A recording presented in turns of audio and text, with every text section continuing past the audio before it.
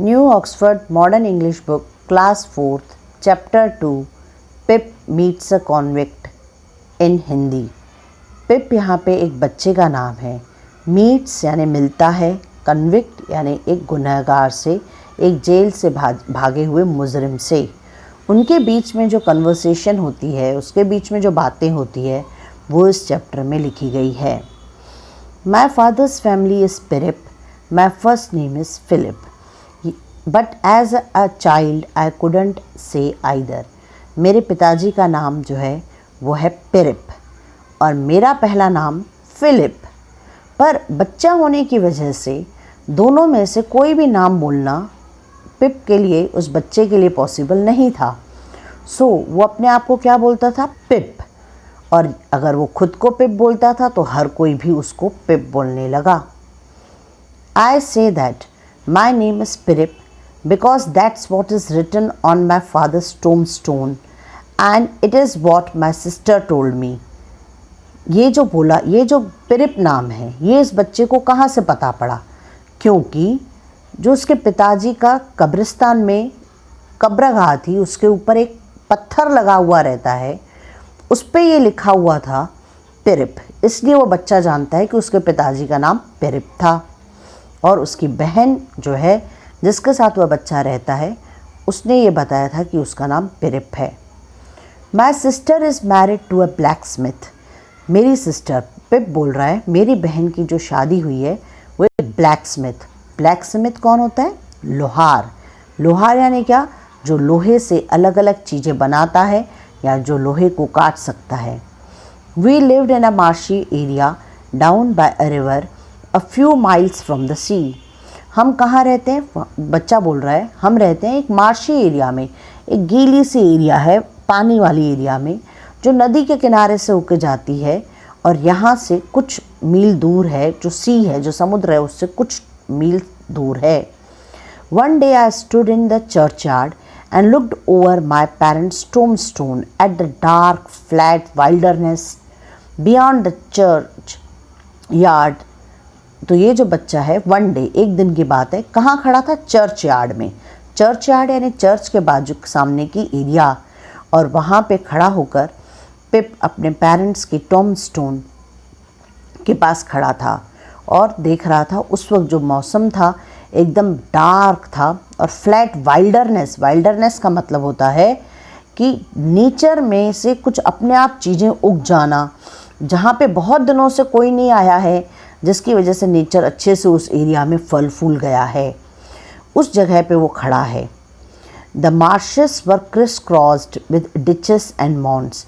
Marches यानी गड्ढे, जहाँ पे पानी होने की वजह से काई जम गई है, हरी काई जम गई है, वो एक दूसरे के ऊपर चढ़ के क्रिस क्रॉस हो गई है।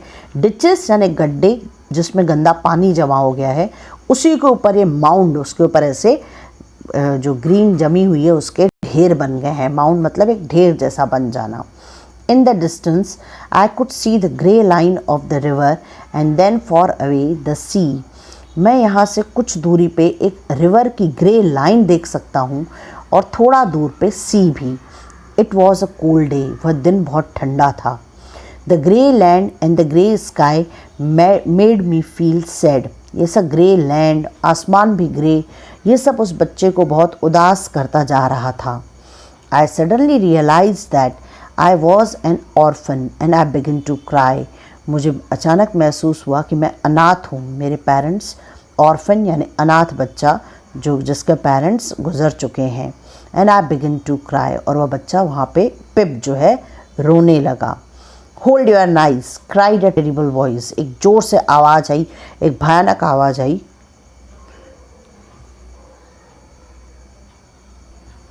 Hold your noise cried a terrible voice. अपना आवाज़ बंद करो। एक भयानक आवाज़ आई। It came from a man who had just stepped out from behind a gravestone. ये आवाज़ कहाँ से आई? एक आदमी की आवाज़ थी। एक आवाज़ कहाँ से आई? जो who had just stepped out यानी जो वहाँ से जंप मार के बाहर आया था, एक ग्रेव स्टोन यानी एक कब्र के पीछे से। कीप स्टिल और I will cut your throat. मुंह बंद रखो या फिर मैं तुम्हारा गला ही काट दूंगा। ये भी उसी मैन ने आवाज़ दी। दिस मैन वॉज फ्राइटनिंग, ये जो आदमी था एकदम डरावना था। फ्राइटनिंग यानी जिसको देख के डर लगे। He was dressed in rough grey clothes and he had a big iron chain on his leg. उसके जो कपड़े थे वो एकदम गंदे से ग्रे कलर के रफ कपड़े थे और उसके जो पैर थे उसमें चेन बंधी हुई थी। इससे क्लियर समझ में आ रहा था कि वह एक भागा हुआ, जेल से भागा हुआ मुजरिम है। ही वॉज एन escaped यानी भागा हुआ, कन्विक्ट यानी मुजरिम। His shoes were broken and he had an old rag tied over his head. उसके जो जूते थे वो टूटे हुए थे, फटे हुए थे और जो उसका सर पे उसने गंदा सा कपड़ा सर पे जोर से बांधा हुआ था। He was dirty from being soaked in the muddy water from the ditches. वो एकदम गंदा था, ऐसे लग रहा था कि जो मडी वाटर में उसके कपड़े और वो पूरी तरीके से सोख होके आया हुआ है या किसी गड्ढों में गिर के वहाँ पहुँचा है। He was covered in scratches from nettles and stone. वो पूरी तरीके से ऐसे लग रहा था कवर्ड है नेटल्स। नेटल्स क्या होते हैं? नेटल्स होते हैं ऐसे ट्रीज़ या ऐसे वीड्स मतलब अनवांटेड प्लांट्स जिनको अगर कोई टच कर ले तो उस पूरे उसके शरीर से स्मेल आने लगती है, स्टिंग आने लगती है, यानी उसमें से बास आ रही थी, स्मेल आ रही थी। और he limped and shivered and glared and ग्राउल्ड।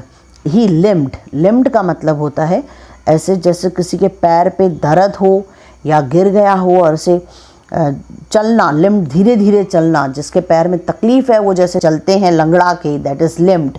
शिवर्ड यानी कांपना, वो बहुत कांप रहा था। ग्लेयर्ड यानी घूरना और ग्राउल्ड यानी गुर्राना, वो गुर्राते हुए वहाँ पहुँचा। His teeth chattered in his head as he seized me by the chin.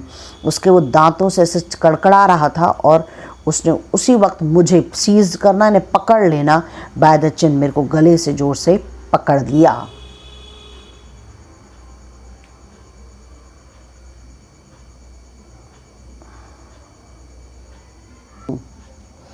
Oh, don't cut my throat, sir, I pleaded in terror. वो बच्चा जो पिप है वो बहुत डर गया और उसने बोला मेरा गला मत काटो सर, और इस तरीके से वो गिड़गिड़ाने लगा। प्लीडेड इन टेरर यानी डर के मारे गिड़गिड़ाने लगा, रिक्वेस्ट करने लगा। Tell me your name said the man quick. उस आदमी ने बोला तुम अपना नाम बताओ, क्विक यानी जल्दी से। बच्चे ने धीरे से बोला पिप सर। पिप उसने नाम बताया। Once more said the man staring at him louder. एक बार फिर से बताओ, उस आदमी ने कहा, और स्टेयरिंग मतलब घूरते हुए, और ज़ोर से बोलो, ये बोलने के लिए बोला। बच्चे ने बोला पिप पिप सर। बच्चे ने 2 बार अपना नाम बताया। Show me where you live said the man point out the place. उस कन्विक्ट ने बोला मुझे वो जगह बताओ कहाँ जहाँ तुम रहते हो और उस जगह की तरफ पॉइंट आउट करो। I pointed to where our village lay a mile from the church. और पिप ने पॉइंट किया उस विलेज की तरफ। आए यानी पिप जो है पॉइंट किया विलेज की तरफ जो यहाँ से अराउंड 1 माइल दूर था चर्च से। The man looked at me closely. मैन ने उस बच्चे को ध्यान से देखा, क्लोजली देखा। Then he turned me upside down and emptied my pockets. Then he turned, उसने पिप को उल्टा पलटा दिया, उल्टा कर दिया, उसको पैरों से पकड़ के उल्टा कर दिया एंड उसके पॉकेट्स में जो था वो सब गिरा दिया। There was nothing in them but a piece of bread. वहाँ कुछ नहीं था, बस एक ब्रेड का पीस था। The upside down view of the church righted itself. जो अपसाइड डाउन जो पहले दिख रहा था चर्च पिप को, दैट विल बिकम राइट, वो सीधा हो गया। When he placed me on a high tombstone. जब उसने उस बच्चे को टोम स्टोन के ऊपर,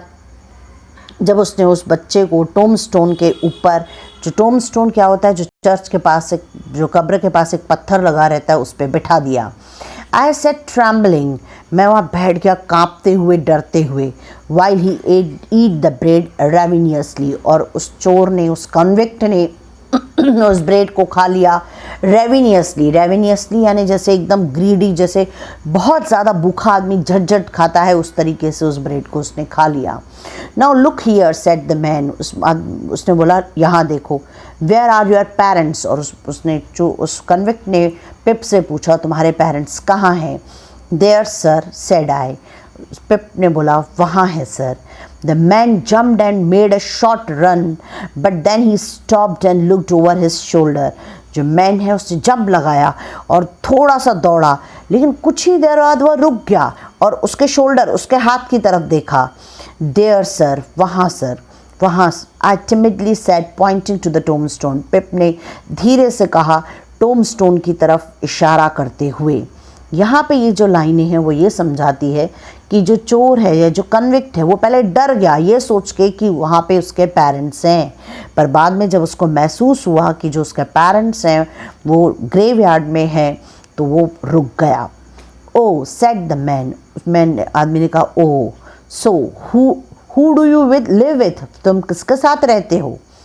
if I let you live which I haven't made up my mind about. यहाँ पे कन्विक्ट ने कहा अब तुम वहाँ रहोगे कि नहीं ये अभी तक के मैंने अपने दिमाग में सोचा नहीं है। तो पिप ने आंसर दिया माय सिस्टर सर, मिसेस जो गैगरी, वाइफ ऑफ जो गैगरी द ब्लैकस्मिथ सर।